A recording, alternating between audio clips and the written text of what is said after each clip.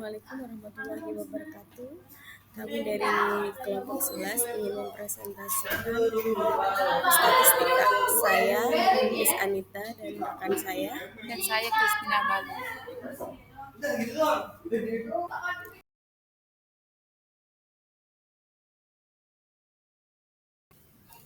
Assalamualaikum warahmatullahi wabarakatuh. Kami dari kelompok 11 ingin mempresentasikan tugas statistika. Saya Liz Anita dan rekan Saya Christina Balu. menentukan dan mengartikan pada penduga, intercept, dan slope pada regresi linear sederhana. Regresi linear sederhana adalah metode statistika yang digunakan untuk membentuk model hubungan antara variabel terikat, dependen respon Y, dan satu atau lebih variabel bebas, independen predikator X. Apabila banyaknya variabel bebas hanya ada satu, disebut regresi linear berganda. Koefisien regresi dapat dibagi dua macam, yaitu satu, intercept.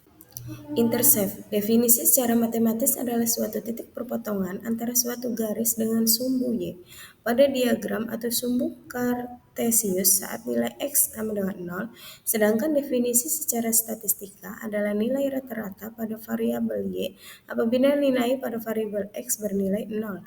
Dengan kata lain, apabila X tidak memberikan kontribusi, maka secara rata-rata variabel Y akan bernilai sebesar intercept. Perlu diingat bahwa intercept hanyalah suatu konstanta yang memungkinkan munculnya koefisien lain atau model regresi. Intercept tidak selalu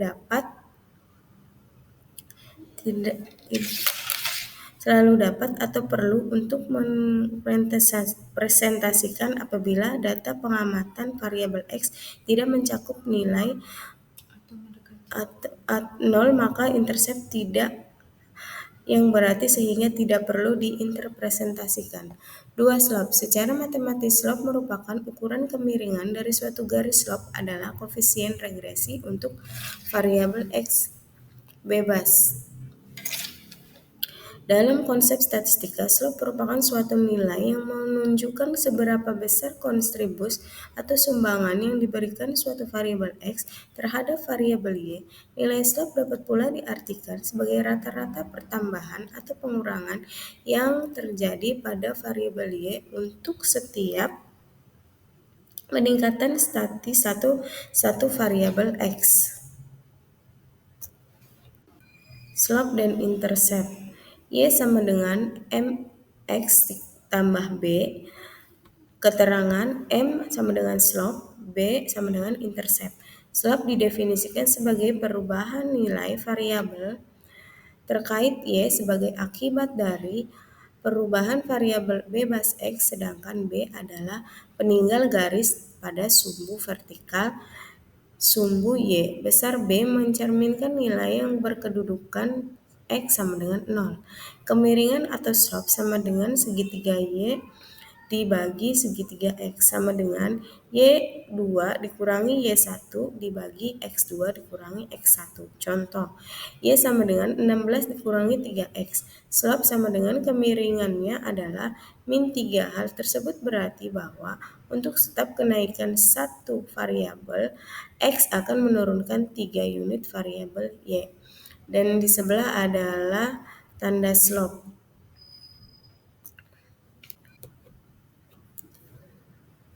Tanda slope mempunyai suatu arti, yaitu 1. Suatu garis L yang semakin naik saat bergerak ke kanan seperti gambar 1A mempunyai nilai Y2 lebih besar dari Y1 dan X2 lebih besar dari X1.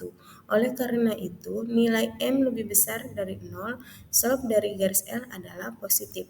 Nilai garis L bergerak turun saat ke arah kanan seperti gambar 1B mempunyai nilai Y2 lebih kecil dari Y1 dan X2 lebih kecil dari X1. Oleh karena itu, nilai M lebih kecil daripada 0. Slope dari garis L adalah negatif. Apabila garis L horizontal seperti gambar 1 dikurangi C, maka Y1 sama dengan Y2 sehingga Y1 dikurangi Y2 sama dengan 0.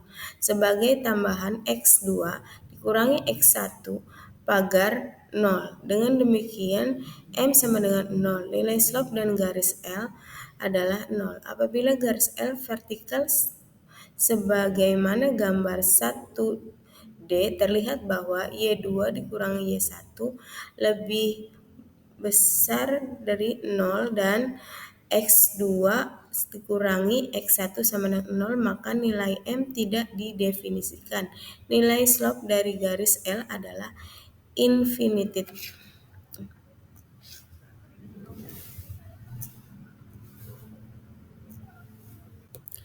Persamaan regresi linear sederhana. Persamaan regresi linear sederhana merupakan suatu model persamaan yang menggambarkan hubungan satu variabel atau prediktor X dengan satu variabel tak bebas atau respons Y yang biasanya digambarkan dengan garis lurus seperti disajikan pada gambar 1. Nah, yang berikut adalah gambar regresi linear. Persamaan regresi linear sederhana secara matematik diekspresikan oleh Y bar sama dengan A ditambah BX yang mana Y bar sama dengan garis regresi atau variabel respon. A sama dengan konstansa atau intercept berpotongan dengan sumbu vertikal. B konstansa regresi atau slope. Besarnya konstansa A dan B dapat ditentukan menggunakan persamaan A sama dengan sigma Y1 dalam kurung sigma X1 kuadrat dikurangi dalam kurung sigma X1 tutup kurung dalam kurung sigma X1 Y1 tutup kurung dibagi N sigma X1 kuadrat dikurangi dalam kurung sigma X1 kuadrat tutup kurung.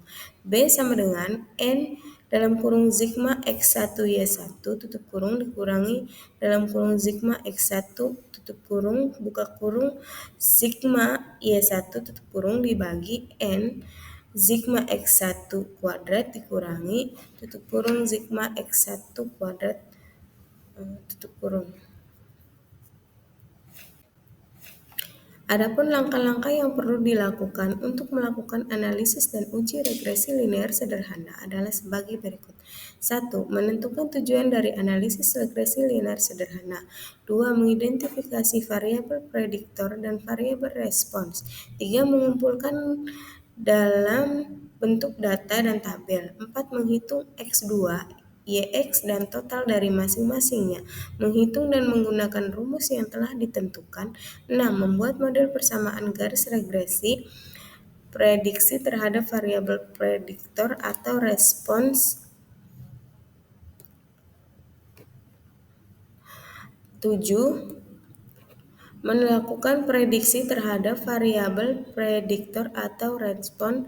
8. Uji signifikasi menggunakan uji T dan menentukan tarif signifikan.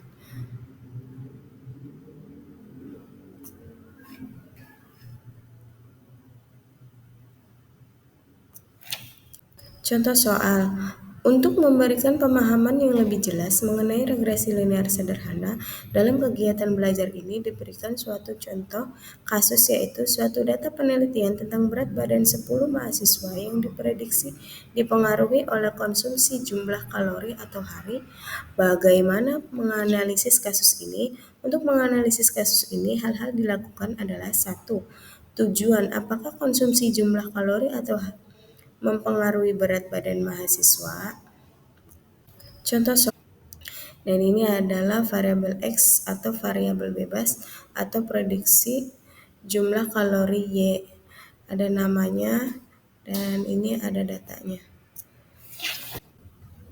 Ini adalah tabel bantu yang dibuat untuk memudahkan dalam melakukan perhitungan. Koefisien regresi ditentukan dengan menggunakan rumus yang telah diberikan, yaitu B sama dengan N buka kurung sigma X1 Y1 tutup kurung dikurang sigma X1 dikali sigma Y1 per N sigma X1 kuadrat dikurang sigma X1 kuadrat. sama dengan 10 dikali 279.294 dikurang 4.141 dikali 643 sama dengan 130.227 per 10 dikali 1.802.235 dikurang 4.141 kuadrat sama dengan 130.227 per 874.469 sama dengan 0,1492 dan dapat dibulatkan ke atas menjadi 0,149. Konstanta A ditentukan dengan menggunakan rumus A sama dengan sigma Y1 dikali sigma X1 kuadrat dikurang sigma X1 dikali sigma X1 Y1 per N sigma X1 kuadrat dikurang sigma X1 kuadrat sama dengan 643 dikali 1.802.235 dikurang 4.141 dikali 279.294 per 10 dikali 1.802.235 dikurang 4.141 kuadrat sama dengan 228.065 per 874.469 sama dengan 2,608. Konstanta A juga dapat dicari dari nilai rata-rata X dan Y, yaitu A kurang Y bar kurang B X Y bar kurang sama dengan 64,3 dikurang 0,149 dikali 414,1 sama dengan 2,608. Sehingga model persamaan regresi linear sederhananya adalah Y sama dengan 2,608 ditambah 0,149 X. Konstanta A juga dapat dicari dari nilai rata-rata X dan Y, yaitu A sama dengan Y bar kurang BX sama dengan 64,3 dikurang 0,149 dikali 414,1 sama dengan 2,608. Sehingga model persamaan regresi linear sederhananya adalah Y sama dengan 2,608 ditambah 0,149. Penggambaran data dan garis regresi yang dihasilkan disajikan pada gambar kedua. Y sama dengan 0,149 X ditambah 2,608. R kuadrat sama dengan 0,90.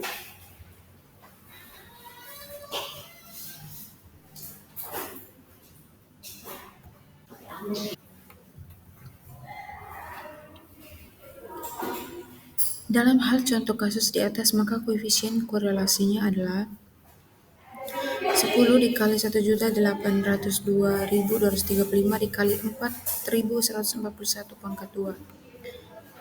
10 dikali 43.495 kurang 64.643 kuadrat 130.277 per 137.120.238.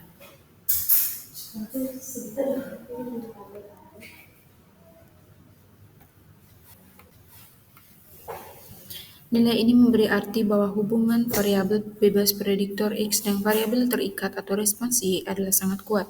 Persentasenya 95%. Jadi, berat badan memang sangat dipengaruhi oleh konsumsi jumlah kalori per hari.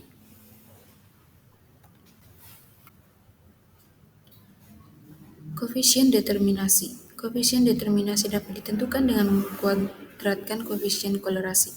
Dari contoh kasus di atas, maka koefisien determinasinya adalah 0,90. Nilai ini berarti bahwa 90% variabel bebas atau prediktor X dapat menerangkan atau menjelaskan variabel bebas atau respons Y dan 10% dijelaskan oleh variabel lainnya. Uji signifikansi dan hipotesis. Hipotesis merupakan asumsi atau pernyataan yang mungkin benar atau salah mengenai suatu populasi. Dalam pengujian hipotesis terhadap asumsi atau pernyataan istilah hipotesis nol.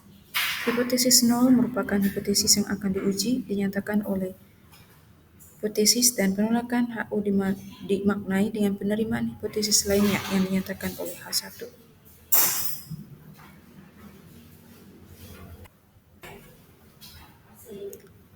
Jika telah ditentukan koefisien determinasi, maka selanjutnya dilanjutkan uji signifikan hipotesis yang diajukan. Uji ini dapat menggunakan uji T, uji F, uji Z, atau uji C kuadrat. Dengan uji signifikansi ini dapat diketahui apakah variabel bebas atau prediktor independen berpengaruh secara signifikan terhadap variabel tak bebas atau respons dan independen. Arti dari signifikan adalah bahwa pengaruh antar variabel berlaku bagi seluruh populasi. Dalam modul ini hanya dibahas uji signifikansi menggunakan uji T.